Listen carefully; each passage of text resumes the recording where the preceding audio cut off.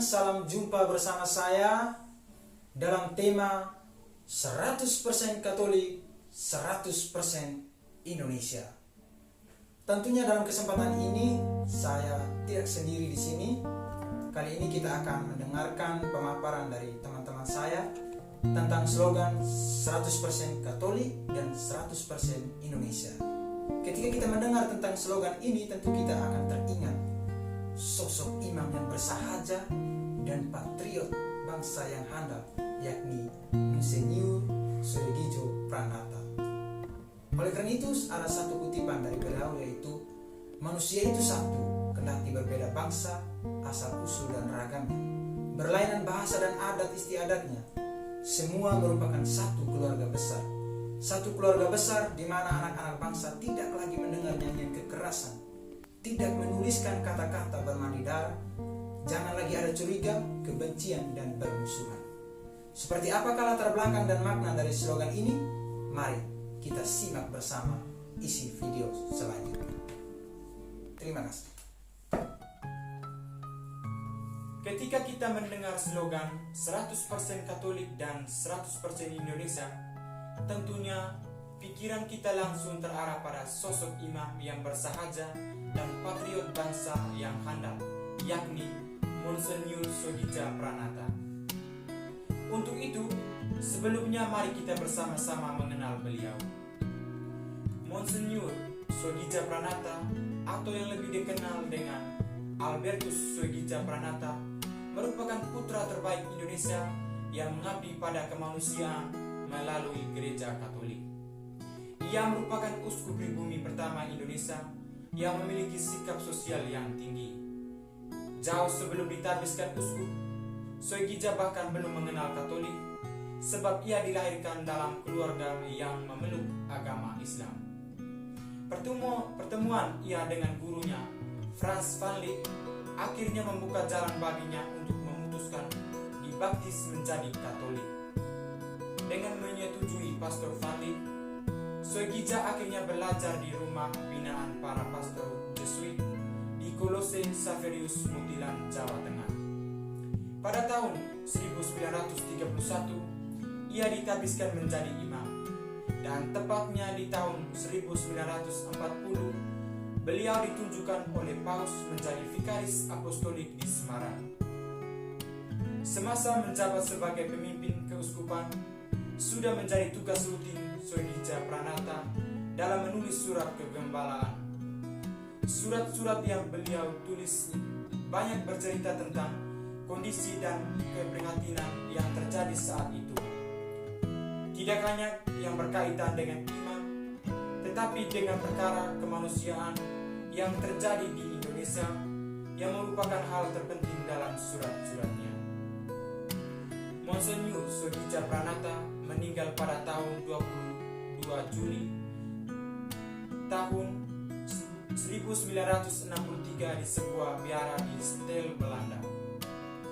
Namun kemudian Presiden Soekarno tidak menghendaki Romo Soegijo Pranata dimakamkan di Belanda, hingga akhirnya jenazah beliau diterbangkan di Indonesia dan dikebumikan di Taman Pahlawan Giri Tunggal, Semarang, yang status sebagai pahlawan nasional Indonesia.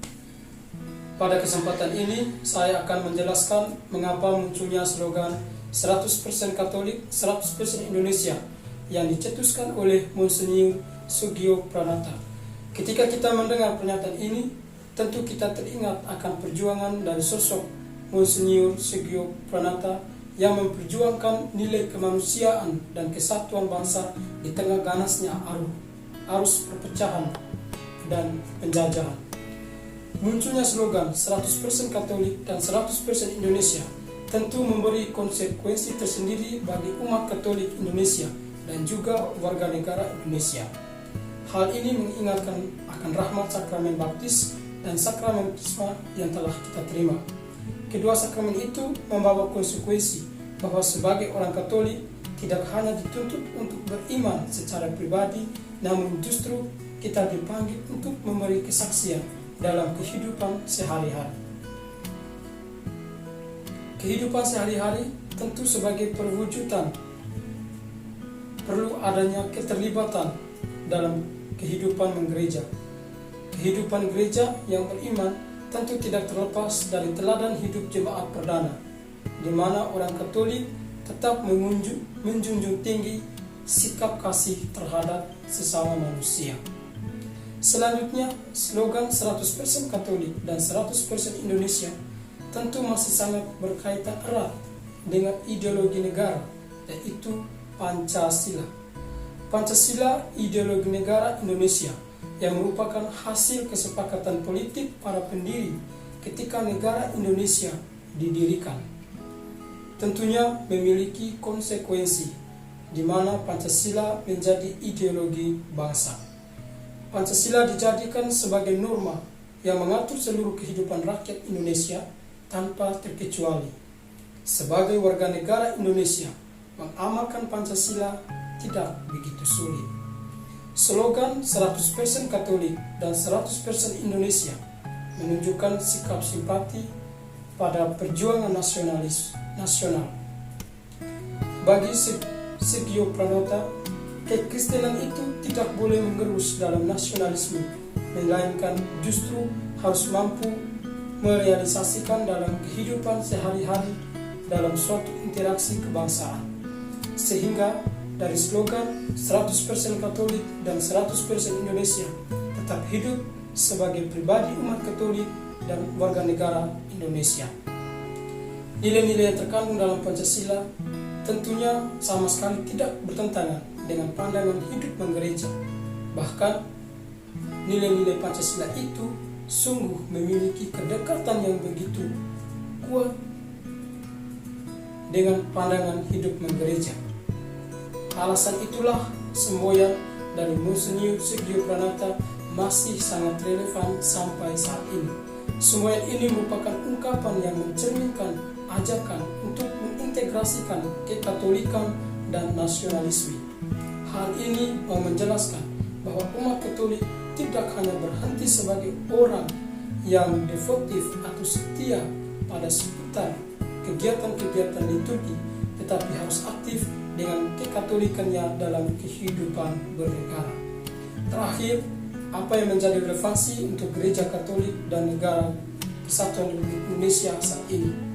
Relevansi untuk negara Indonesia adalah negara harus tetap memelihara, menyatukan, mengatur kehidupan rakyat dengan bertindak menuju ke arah kesejahteraan, ketentraman yang bersifat lahiriah dan duniawi. Sedangkan relevansi untuk Gereja Katolik adalah memelihara, membimbing, dan mengembangkan kehidupan rohani umat beriman yang berhubungan dengan agama, kesusilaan yang bersifat kekal. Hal yang perlu kita pelajari dari pernyataan Monsinyur Sergio Pranata 100% Katolik, 100% Indonesia adalah kita tidak hanya hidup untuk gereja dan diri kita sendiri, tetapi berguna bagi bangsa dan negara. Berdasarkan argumen-argumen dan penjelasan-penjelasan yang ada, kami dari kelompok akhirnya mengerti dan memahami mengapa slogan Katolik, 100% Katolik dan 100% Indonesia dicetuskan pada waktu itu. Pada kesempatan ini kita akan memasuki bagian dari kesimpulan tentang 100% Katolik dan 100% Indonesia. Slogan tentang 100% Katolik dan 100% Indonesia sangat relevan bagi hidup umat Katolik. Sebagai umat Katolik yang sudah menerima sakramen baptis dan sakramen Krisma, tentu menjadi panggilannya untuk ikut terlibat dalam hidup menggereja. Keterlibatan dalam hidup menggereja terwujud melalui tugas gereja berupa karya peribadatan, pewartaan, persekutuan, pelayanan, dan kesaksian. Hal ini disebabkan oleh nilai-nilai yang terkandung dalam Pancasila yang tidak bertentangan dengan pandangan gereja. Bahkan, nilai-nilai Pancasila memiliki kedekatan yang sangat kuat dengan pandangan hidup menggereja. Kedekatan antara nilai-nilai Pancasila dan pandangan hidup menggereja dapat dilihat dengan pertama, nilai ketuhanan dapat diwujudkan melalui karya peribadatan. Yang kedua, nilai kemanusiaan diwujudkan melalui karya pelayanan. Yang ketiga, nilai persatuan dapat diwujudkan melalui karya persekutuan. Yang keempat, nilai hikmat kebijaksanaan, musyawarah untuk mufakat dapat diwujudkan melalui karya pewartaan. Dan yang kelima, nilai keadilan sosial dapat diwujudkan melalui karya kesaksian. Halo teman-teman, terima kasih banyak untuk partisipasi kita semua. Tidak terasa kita sudah berada di ujung video. Oleh karena itu, saya mengucapkan terima kasih kepada pemateri yang sudah menjelaskan materinya, dan untuk teman-teman sekalian yang menonton. Untuk itu saya mengutip satu ungkapan dari Monsinyur Soegija Pranata, yaitu, apa artinya terlahir sebagai bangsa merdeka jika kita gagal untuk mendidik diri sendiri? Semangat untuk menjadi 100% Katolik, 100% Indonesia. Terima kasih.